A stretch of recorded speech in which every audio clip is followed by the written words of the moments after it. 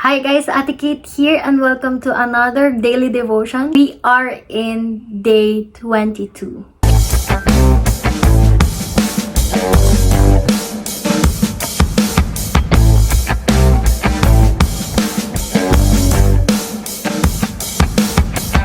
Let's pray first.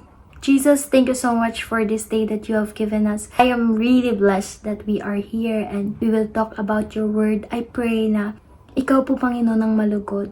Ikaw yung makita at maramdaman namin ang iyong dakilang presensya. Holy Spirit, move.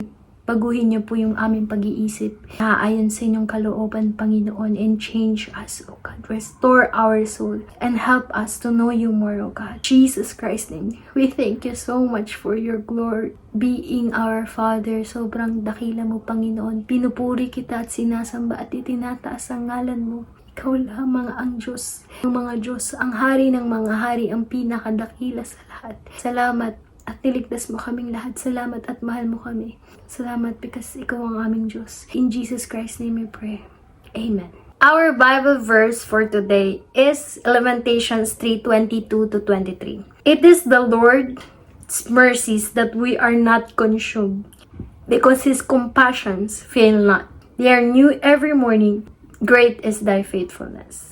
Wow, this is so good. Alam mo ba, I was feeling so down nowadays and I was like, yung negative thoughts, parang ang dami kong isip na masasama sa sarili ko. Alam mo yon. Pero nung nabasa ko to, sobrang sarap sa feeling na even we feel so down every day, like we feel like giving up, we feel like wala na tayong pag-asa. Andyan yung Panginoon and His compassion fail not. His compassion fail not. His compassions fail not. Wow!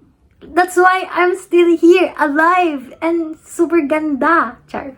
Doing the work of the Lord, doing many things for the Lord. I'm still here standing because of God. Because He is an amazing God. Kaya ka narito ngayon, malakas ka pa rin because sa mercy ng Panginoon. They are new every morning. Whenever I feel down, there will be a new morning where great is His faithfulness. Even you feel weak, even you feel down, even you feel like you are nothing, even if you feel like you are not enough, God is telling you not to give up. Na wag mong tingnan kung ano yung kaya mong gawin. Tingnan mo kung anong kayang gawin ng Diyos sa buhay mo. Tingnan mo kung anong kayang gawin niya sa bawat araw-araw sa'yo. Dahil every morning, binibigyan kanya ng tsansa. Every morning, binibigyan kanya ng bagong pag-asa. Every morning, He is giving you His love and mercy.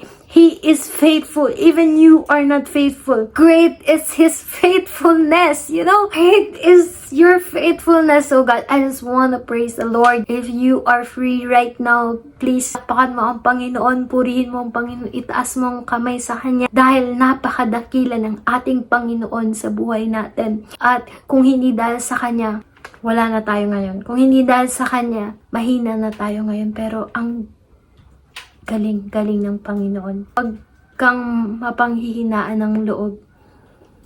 Andyan ang Panginoon mo. Anak ka niya. At hindi ka niya pababayaan. Meron siyang magandang plano para sa'yo. I am sure that God is with you. God bless and Ate Kate out.